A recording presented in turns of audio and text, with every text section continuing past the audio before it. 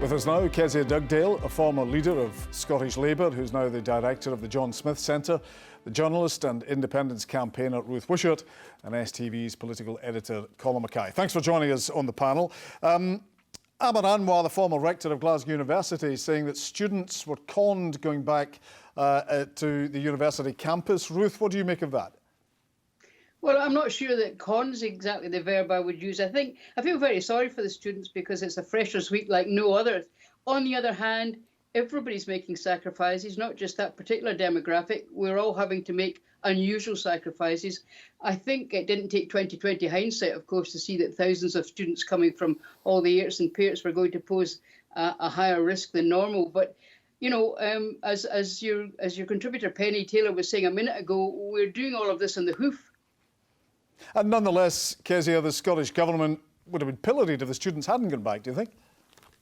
And the students wanted to go back. I mean, I work at the University of Glasgow. I teach there now, and there's a lot of survey work done at the time to see what students wanted from the forthcoming academic year. And you've got to remember, much of the planning that was done for university coming back was done during a time when lockdown was easing. What perhaps couldn't have been foreseen, and then sometimes we look like professors of hindsight, is that Freshers' Week would collide with a rise of cases again. And sure, there are things that could have been done better and things that might have been done differently now. And whilst I don't speak on behalf of the university, I can speak for the commitment of staff who are just desperate to give the students the best possible learning experience they possibly can in these times. And Colin, this is all flared up. Do you think it'll settle down almost as quickly?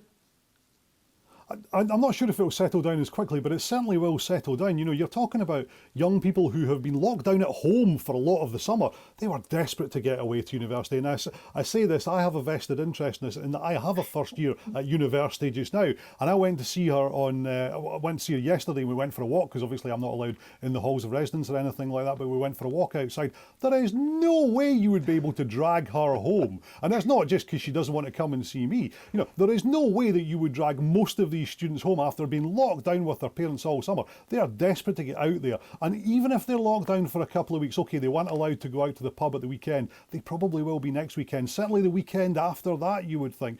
They're not going to want to come home. I think the vast majority of students, okay, some might be desperate to get home, and for their mental health and for other reasons, that's very, very important, and it's very important that they get that opportunity. But for most of them, I think they're probably going to have much more fun where they are.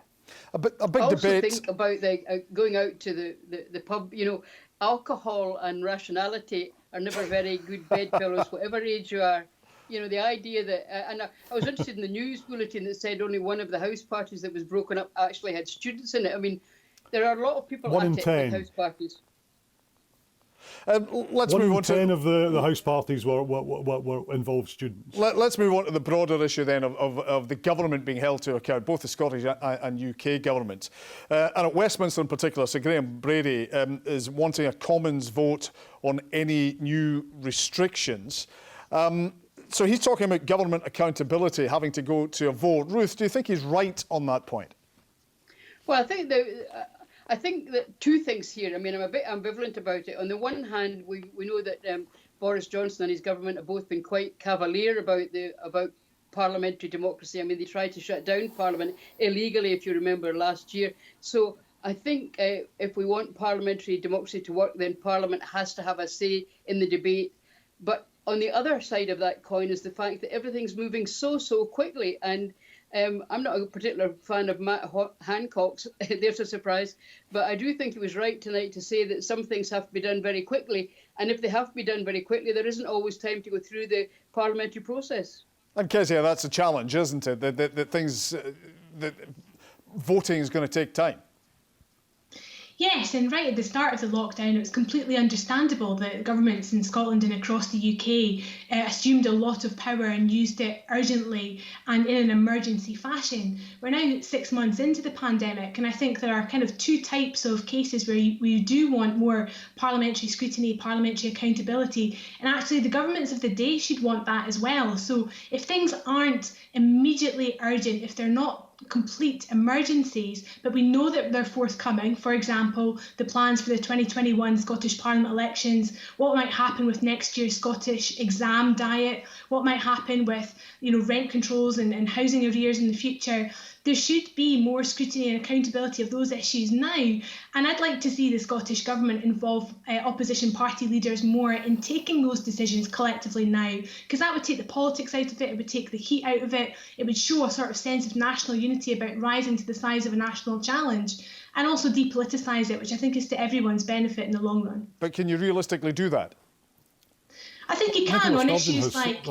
Well, Kezia, issues like the on that point, SQA and the exam diet, you absolutely could, and it would be to everyone's benefit that that happened. That's not to say that there's not a role for serious scrutiny and accountability when it comes to issues like people being placed in care homes. That retrospective hard work that's got to be done about how things could have been different. But let's look to the future and let's look to what the whole of our elected members can do together to make the best public policy possible.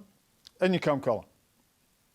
Nicola Sturgeon has said repeatedly throughout this that she's taking politics out of this, which is actually probably the most political thing she could probably have done throughout this, because so much of it is about politics. Now, in the early days, I think both the UK and the Scottish governments took the other parties with them all the way. I think that the speed with which they have to react now makes that much more difficult. I mean, Nicola Sturgeon herself today said that the virus doesn't wait for parliamentary scrutiny, but there will be some parliamentary scrutiny at Holyrood tomorrow. The business minister is up before a committee actually giving evidence on this very subject, so they're actually scrutinising the scrutiny of it. There's also a point about the chronology of all of this, because there's a lot of scrutiny that we're going to have, like over the care homes issue and all kinds of other issues. But there's a time and a place for that, and if we're in mid-crisis and mid-COVID, I'm not sure tonight is the right time.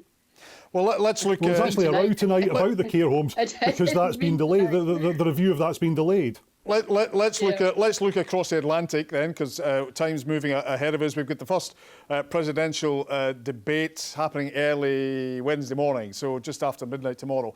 And Donald Trump, of course, has been inevitably in the news. The New York Times printing his federal tax return, saying he's only paid $750 or whatever. And of course, President Trump's had his own reaction. Let's hear what he said.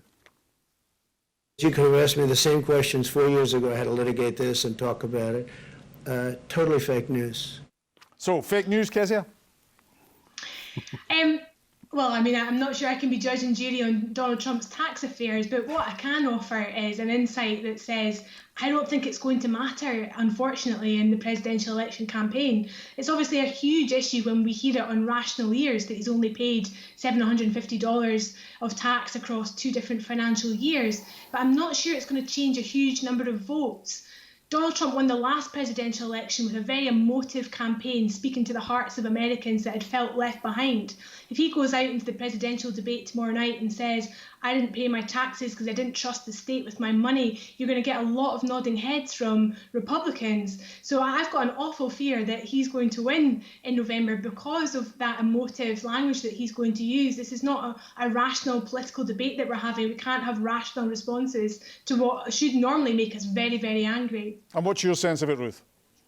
I have to say, when I heard that he'd only paid $750 2 years running, that I thought I must be doing better than I thought I was, because it's certainly cost me a lot more chucking money at the taxman. However, more seriously, I remember the last debates 4 years ago when Hillary Clinton posed the questions about his taxes, the fact that he wasn't going to let his tax returns be seen as every other president had done. And when she said, is it true you haven't paid any tax? And he said, that makes me smart.